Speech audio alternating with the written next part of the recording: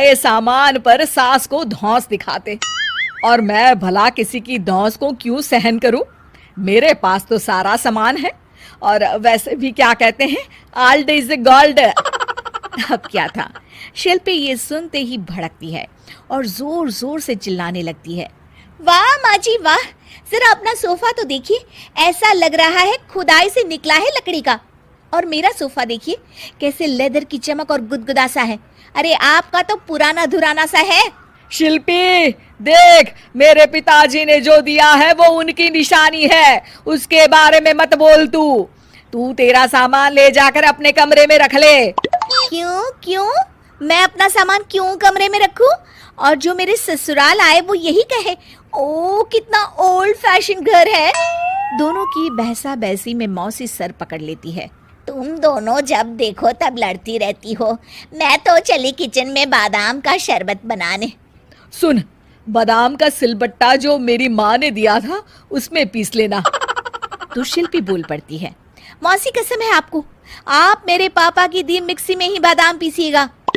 खैर, मौसी तो जाती है किचन में, लेकिन ड्राइंग रूम में सास बहू की बहसा बहसी जारी रहती है।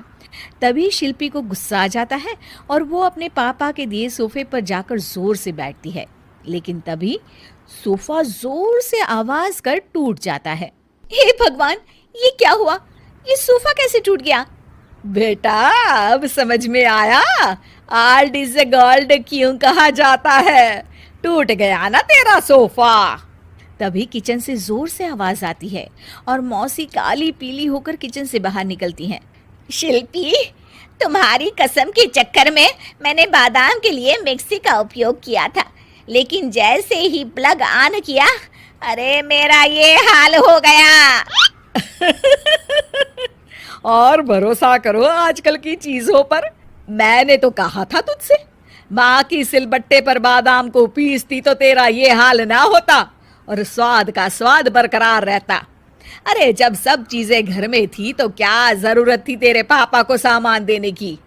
वैसे भी बहू, आजकल दहेज वही मांगता है जिनकी खुद की काबिलियत नहीं होती। आप ठीक कह रही हैं माँ जी।